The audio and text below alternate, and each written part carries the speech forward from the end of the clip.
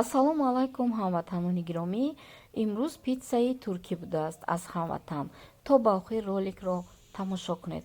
Барои хамири питса орд, қаймоқ, намакоб, агар намакада об вай кунед хубтара, камакак сливочный масло яъне равғани маска лозим аст.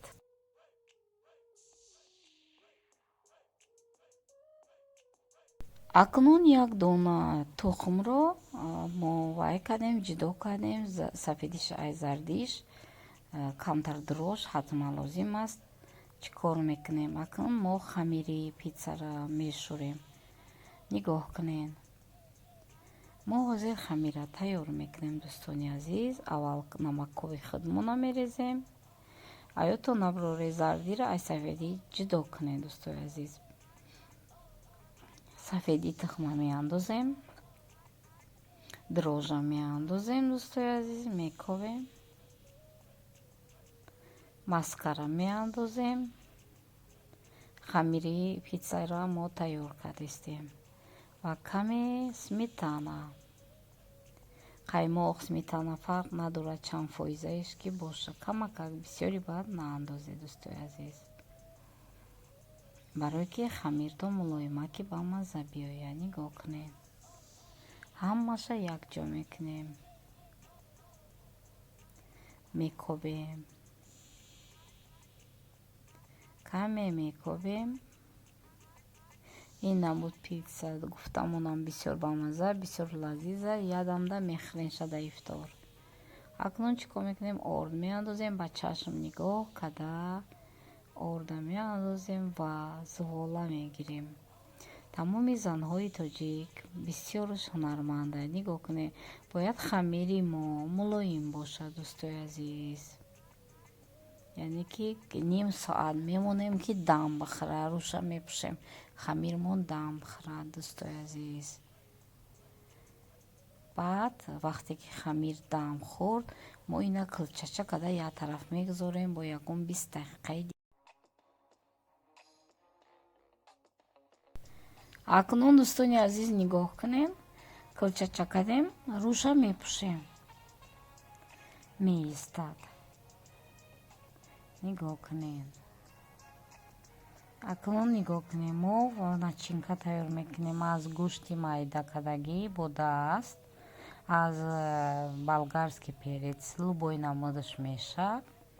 дӯстони азиз, чеснок вай пиёз, райҳон боша бо бисёр бамаззатар меояд. райҳону кашнич, помидор ва ҳамаи ҳамира мо бо намак, бо ягон масалан мурчи сиёҳ ё ки тезихтон медонед, камакак равған омехта мекунем барои даруни питсада мондан.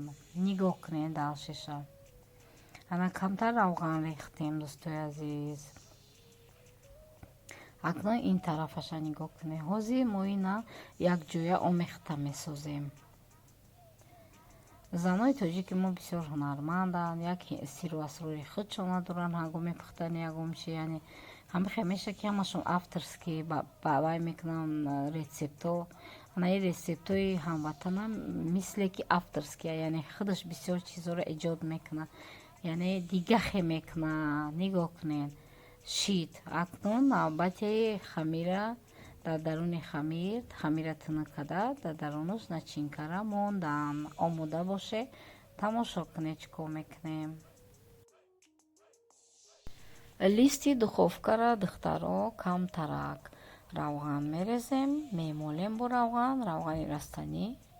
маскарам боша меша, фарқ надорад. ака пидера мо тунук мекунем, нигоҳ кунед, ба инаи шакл тунук мекунем.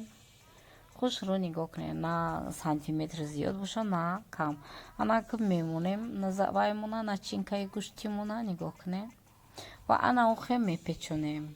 чӣ қадр хушрӯ як тараф кати. нигоҳ кунед, печонда анам хе бояд ба ҳамин шакл шумо пидера тайёр кунед. то и хеле шакл накунед, и пидаи туркӣ шуда наметавонад. яъне ки мини питса ҳам гӯем, меша питсаҳои хурдакак гӯем. нигоҳ кунед, питсаи туркӣ, яъне ин дига хеле маззашон манда бисёр писанда. дӯстони азиз, نگاه کنه. وقتی افطار تیار کنه در کامنتاری بنویسین از شما چی اومد. میتونه ما در صورت پرتوی در صاحب سوال میمونم که همه بینن.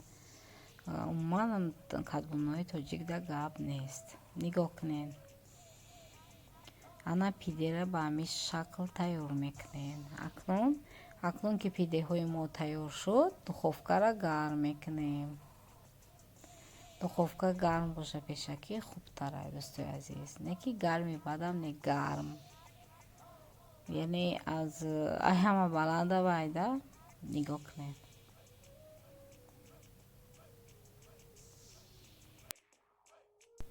کدبونای عزیز اکنون اون زردی تخمی که داشتیم یک لایک کرده بودیم، شکسته بودیم، سفیدش درونی خمیر انداخته بودیم.